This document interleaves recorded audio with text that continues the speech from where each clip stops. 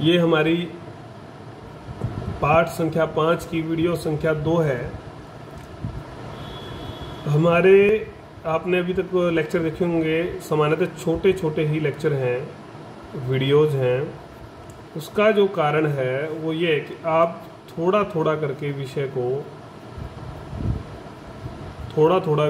विषय को जो है अच्छे से ज़्यादा समझ लें, ज़्यादा जो है आपके समझ में आए। एक लेक्चर बड़ा भी बनाया जा सकता है, कुछ लेक्चर ही जो है 20 मिनट से ऊपर के हैं, नहीं तो आपको ज़्यादातर जो वीडियो है वो 20 मिनट से कम की हैं, 12, 15, 16, 18 मिनट की। तो ये इसका जो करने का जो कारण है वो यही है कि आपकी जो समझ है वो ज़्यादा बढ़े और आप उस पर काम करेंगे। तो हम बात कर रहे थे कि कैसे जो है प्रेरक शक्तियों ने, उपनिवेशवाद की जो प्रेरक शक्तियाँ थी, इस काल की जो प्राचीन उपनिवेशवाद की जो प्रेरक शक्तियाँ थी वो क्या क्या थी। तो केंद्र में क्या ऐसी विचारधाराएं थी, क्या ऐसे बिंदु थे इनको जो है प्रेरित करने में, उत्साहित करने में, आगे बढ़ाने में। समुद्री मार्ग खोजे गए थे, काफ़ी यात्राएं जो है की गई थी, और जो है खोज, भौगोलिक खोजें, आपको पता है कंपास सब ने, और शासकों का जो संरक्षण था, इस सब का ही जो है ये परिणाम था कि एक नए जो क्षेत्र थे, नए जो मार्ग थे, उसको खोजने में कई देश और नाविक जो है कामयाबी उनको मिली। इस सारे से एक नई जो चीज़ आई वो क्या थी कि विश्व को देखने की, जो परिस्थितियों को देखने की जो पूरी परिकल्पना थी, समाज ही की जो परिकल्पना थी वो पूरी बदल गई। और इस परिकल्पना को बदलने में जो सहायक तत्व थे वो कोई एक तत्व नहीं था, वो कई तत्व थे। आज उन पर ही हम बात करेंगे, क्या वो फैक्टर थे जिन्होंने इस धारणा को बदला। ये पहले तो साम्राज्यवाद था, अब आया प्राचीन उपनिवेशवाद। कुस्तुतुनिया पर तुर्कों का अधिकार, इनका वैसे तो अधिकार का उद्देश्य भी यही था कि व्यापार का जो क्षेत्र था, ये केंद्र था, इस पर जो है कब्जा कर लिया जाए। अन्य कारण भी थे इस क्षेत्र पर कब्जा करने के, लेकिन अगर हम बात करें कि ये एशिया और यूरोप के बीच का जो व्यापार होता था उसके बीच का ये सेतु था। थल मार्ग से जो व्यापार होता था वो 60% यहाँ से होता था, और ये बेजेंटाइन जो साम्राज्य था उसकी राजधानी भी था। तो कुल मिलाकर इसका जो महत्व था वो बहुत ज़्यादा था। लेकिन 1453 में यहाँ के शासक को हरा कर जो है इस पर अधिकार कर लिया गया।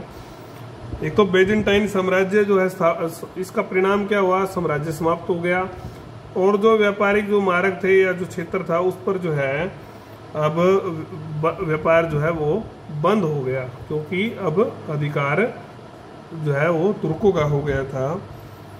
तो इस सारे से जो यूरोपीय व्यापारी थे, पूर्वी व्यापारी थे, लेकिन विशेष रूप से जो, क्योंकि यूरोप के लोग पूर्व के देशों से माल जो है लेकर जाते थे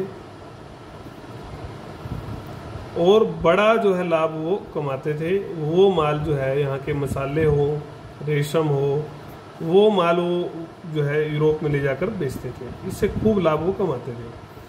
तो अब मार्ग ही नहीं रहा, व्यापार तो बंद हो गया, और जो लोग व्यापार यहाँ से करते थे तो उनको बहुत ज़्यादा कर देना पड़ता था, लूट का डर रहता था, बहुत तरह की यहाँ की समस्याएं थी।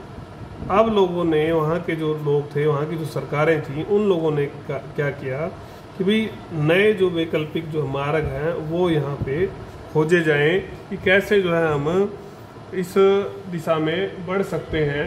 बहुत जरूरी है। बोलो। डेटा प्लीज करना है, सीट मैनेजमेंट है अपने कॉलेज में। ये तो रिजर्वेशन का मामला है। नहीं, फ्रीज करना है डेटा को अभी 2-4 मिनट में। एक बार पॉज कर लो, 1 मिनट 11 बजे का टाइम है।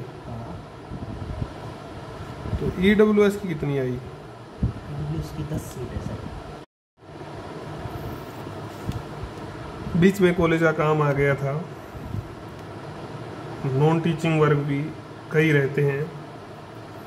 तो हम बात कर रहे थे कुस्तुतुनिया पर तुर्कों का अधिकार की। तो जो व्यापार मार्ग बंद हो गया, तो अब नया व्यापार मार्ग चाहिए था, वैकल्पिक मार्ग चाहिए थे। तो खोजने के लिए जो मजबूर हुए तो अभियान चलाए गए इसके लिए। उस अभियान का जो परिणाम था कि कोलंबस जो है निकला, और कोलंबस ने एक नई दुनिया की, अमेरिका नाम की एक नई दुनिया की खोज जो है 1492 में की। ये आप सबको पता है। तो पहले तो इसके बाद जो है कोलंबस पहुंचा तो स्पेन और पुर्तगाल के बहुत सारे लोग जो है इस में गए, और फिर यहाँ उपनिवेश स्थापित हुए। ये तो आपको पता ही है। पूर्वी देशों की वस्तुओं की अगर हम मांग की बात करें, ये एक बड़ा कारण था। अभी हमने बात की थी कि जो माल जो है यहाँ से जाता था, चाहे वो मसाले हों, क्या क्या चीज़ें थी, मसाले, रेशम, सूती कपड़ा और पन्ना, नीलम, जो है महंगे जो पत्थर थे, और सुगंधित द्रव्य था, सेंट लगा लो, सेंट थी। तो ये खूब बिकती थी यूरोप में, खूब इसकी जो है मांग वो बढ़ती जा रही थी। और यूरोपीय जो व्यापारी थे इसमें खूब रुचि लेते थे। उनकी रुचि का कारण था कि लाभ बहुत ज़्यादा था, असीम वो जो है लाभ था। तो जब अधिकार तुर्कों का हो गया तो व्यापार जो है कम हो गया, व्यापार कम हो गया तो जो है वस्तुएं आनी कम हो गई। जब आना माल कम हो गया तो पूर्ति कैसे कराते, तो दबाव बढ़ता, और लाभ कम हो गया तो हर कोई अपने व्यक्ति लाभ के लिए जो है ना प्रयास करता ही है। तो इस सारे के लिए जो है वस्तुओं के भी विकल्प खोजे गए। भाई वस्तुओं के विकल्प, उसके कारण से भी क्रांति बाद में आई, और मार्ग जो थे उन मार्गों के भी जो है खोज, मार्गों के भी विकल्प जो है वो खोजे गए। ये यूरोप वासियों के लिए अनिवार्य हो गया कि भाई अब इस दिशा में कुछ ना कुछ काम करना। तो शासकों ने देखा कि भी जनता का जीवन और खुद का भी, क्योंकि टैक्स तो शासक को भी मिलता था कर, तो वो कम हो गया। तो शासकों ने इन अभियानों को क्या किया, प्रोत्साहित किया, हर प्रकार का जो है सहयोग दिया। जो नाविक जाते थे इस अभियान में तो बहुत बड़ी संख्या में लोग, बहुत खर्चा होता था, तो उनका खर्चा प्लस उनके परिवारों को संरक्षण, अगर कुछ हो जाए या उनके परिवारों का जो भी खर्चा था वो भी शासक वर्ग ने किया। और इस तरह से काफ़ी सारे नाविक जो है इस अभियान पर निकल पड़े। धन लिप्सा, धन आ रहा था तभी तो ये सब काम हो रहा था।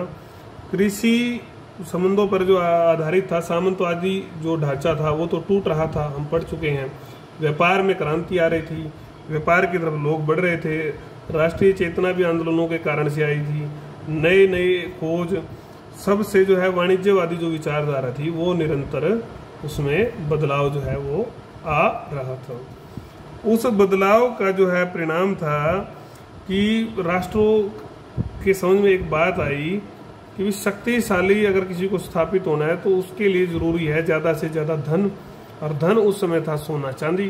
तो इसका ज़्यादा से ज़्यादा जो है संचय अपने देश में किया जाए तो अपना देश क्या हो जाएगा, शक्तिशाली हो जाएगा, और बहुमूल्य चीज़ों के भंडार ज़्यादा से ज़्यादा यहाँ पर हों।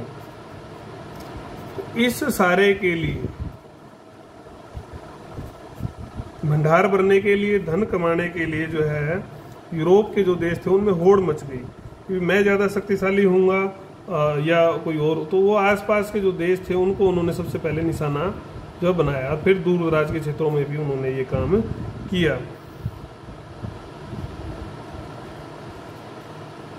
इस सब में उनका संघर्ष भी हुआ, प्रतिस्पर्धा भी हुई, लड़ाई भी हुई आपस में यूरोपियों की। तो ये 3 कारण हमने पढ़े। चौथा कारण जो है ईसाई धर्म का प्रचार। हमने कहा कि सेना अब नहीं जाती थी, अब तो या तो व्यापारी जाते थे या नाविक जाते थे या धर्म प्रचारक जाते थे। तो आर्थिक उद्देश्य तो उनके प्राथमिकता में थे ही, लेकिन दूसरा जो मुख्य उद्देश्य था वो था धर्म, कि कैसे हम, वो कहते थे कि ये जो लोग हैं उपनिवेशों के, ये असभ्य हैं, इनको सभ्य बनाने का काम प्रभु यीशु ने, ईश्वर ने जो है हमें दिया है। ये उनका मानना था, विचार था। वो मानते थे कि ये एक नेक काम है, इसको करना ही चाहिए। तो पादरी जो है साथ में जाते और वो उन क्षेत्रों की जानकारी लेते। पादरी भी जो है साम्राज्य स्थापित करने में बड़े सहायक स्थापित हुए हैं, क्योंकि इन लोगों ने लोगों के विचारों को, धर्मों को जो है परिवर्तित किया, और ब्रिटिश निर्माण के जो है ये भी स्तंभ, या जो भी उपनिवेश निर्माण के जो भी है ये स्तंभ बने। हमारे भी ऐसा यहाँ पर हुआ था। शुरू में जब धर्म युद्ध समाप्त हुए तो उत्साह जो है कम हो गया था, क्योंकि धर्म का महत्व ही नहीं मान रहे थे, पादरी भी परेशान हो गए थे, सब परेशान थे उस समय। तो उत्साह जो है कम था। लेकिन जैसे जैसे उपनिवेशों की होड़ मची, स्थापित होने हो गए, तो दोबारा से उनमें उत्साह आया और नए मार्ग, नए जो क्षेत्र थे वो खोज हुई। तो ये उनके लिए एक सुअवसर था और इस सुअवसर का धर्म प्रचारकों ने पूरा लाभ उठाया और वो धीरे धीरे सब क्षेत्रों में जानकारी लेकर पहुँचे और लोगों को प्रभावित किया और वहाँ पर नियंत्रण स्थापित करवाया। उपनिवेश व्यवस्था में वो भी सहायक बने।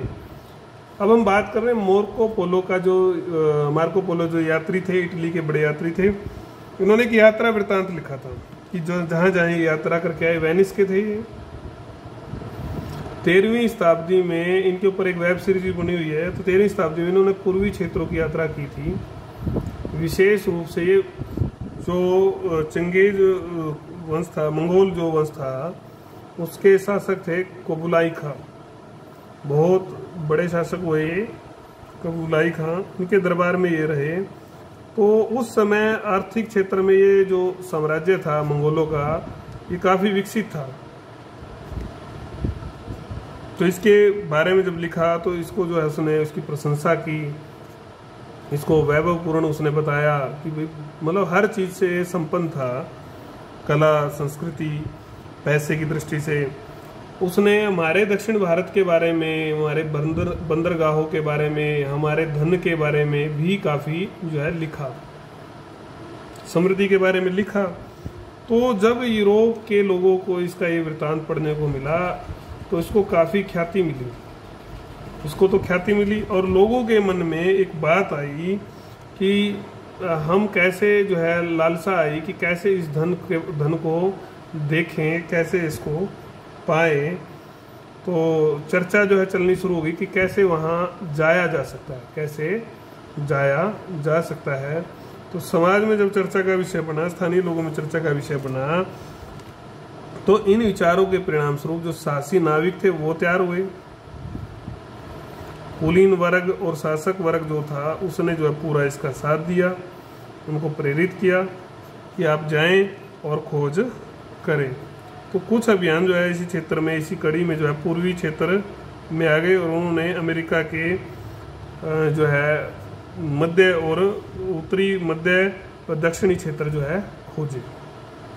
ये इस अभियान का, यात्रा वृत्तांत का एक बड़ा परिणाम। देखो कैसे एक छोटी सी घटना का बड़ा परिणाम हो सकता है। उसके बाद हम पढ़ रहे हैं मानचित्रों में सुधार। किसी ने सोचा नहीं था कि कभी विश्व का जो है ना मैप बन जाएगा, क्योंकि 14वीं शताब्दी तक तो लोगों को बहुत सीमित क्षेत्र की ही जानकारी थी। तो विश्व के मैप की तो कल्पना भी नहीं कर सकते थे कि कभी जो है ना इतना बड़ा जो है पूरे विश्व का जो है मैप बनेगा, नक्शा बनेगा, मानचित्र बनेगा। लेकिन कुछ लोगों ने भूगोल की, खगोल की, मार्गों की जो है खोज करके, अध्ययन करके जो है इस क्षेत्र में काम जो है किया। उन्होंने कल्पना की, अनुभव लिया, दूसरे लोगों से जानकारी इकट्ठा की, जानकारी इकट्ठा कर, ये सब काम कर उन्होंने जो है मानचित्र बनाए। और इन मानचित्रों का प्रयोग जो है टालेमी ने भी किया। उसने इनकी जो कमियां थी उनको दूर किया और अक्षांश और देशांतर जो रेखाएं थी उनके माध्यम से कई देशों के बारे में, जो दूरी के बारे में भी उसने लिखा कि कौन किससे कितनी दूरी पर है। तो इन नाविक और ये जो चिंतक थे, इन सब का जो काम था, उसके प्रयास से लोगों को, नाविकों को जो है एक नई दिशा मिली और आगे चलकर ये उपनिवेशवाद का आधार जो है बनी। अभी तक हमने 6 पॉइंट पढ़े हैं। उसके बाद हम उपकरणों का विकास, जो अन्य बिंदु हैं, प्रेरक तत्व, वो सब पढ़ेंगे, वो अगले लेक्चर में पढ़ेंगे। वही हमारा जो कारण है मुख्य, कि आपको थोड़ा थोड़ा अच्छे से समझ में आ जाए। उसके बाद अमेरिका में उपनिवेशीकरण की जो प्रक्रिया रही वो कैसे थी, स्पेन के माध्यम से, ठीक है। और उसके बाद अगर हम पढ़ें, स्पेन ने जो ये काम किया, स्पेन के बाद पुर्तगालियों के बाद आपके जो है फिर स्पेन पुर्तगाल ही मुख्य रूप से प्राचीन व्यवस्था में थे। फिर हम प्राचीन औपनिवेशिक जो व्यवस्था जिसकी प्रकृति और फिर इसके अमेरिका पर प्रभाव के बारे में पढ़ेंगे। तो इससे हमारा लेसन जो है कंप्लीट हो जाएगा, पार्ट नंबर 5। इसमें 10 ही आपके पार्ट हैं, तो आप इसको थोड़ा अच्छे से करते रहें तो आपके लिए बड़ा अच्छा रहेगा।